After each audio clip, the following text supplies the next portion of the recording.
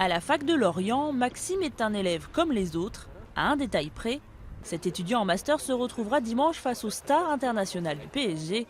Maxime, comme ses 27 coéquipiers, fait partie de la petite équipe bretonne de Locminé, club de CFA 2, qualifié en Coupe de France après avoir battu Vannes. C'est une fierté et puis un grand plaisir de jouer ce match, surtout que apparemment le stade sera bien rempli contre une grande équipe avec des grands joueurs, donc ça représente beaucoup de choses pour nous.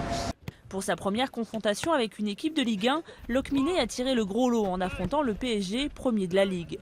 Alors, pour l'entraîneur Didier Noblet, l'heure est à la préparation, en étudiant la stratégie des Parisiens face aux plus grandes équipes européennes sur une simple télé dans un café. On se prépare comme si on aurait rencontré n'importe quelle autre équipe de Ligue 1, c'est un événement pour nous, donc non, on essaye d'évacuer un petit peu la pression et puis d'être le plus relâché et puis d'amener une certaine tranquillité et puis surtout d'amener à chaque joueur un maximum de confiance pour qu'il puisse s'exprimer au mieux. Il faut absolument que chacun d'entre vous transmette de la confiance à travers les autres. Premier changement pour les Locminois, c'est sur la pelouse de Lorient, dans le stade du Moustoir et non dans leur modeste stade de 450 places qu'ils affronteront Pastore, Néné ou encore O'Haraud.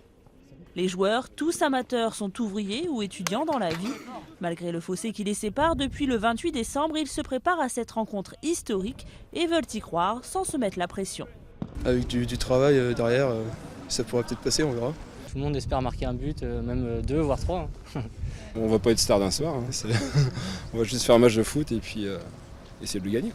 De son côté, le président du club attend beaucoup de retombées économiques de cette rencontre, de quoi remplir les caisses du club breton, dont le budget annuel ne représente même pas 2 semaines du salaire d'Ancelotti, le nouveau sélectionneur parisien.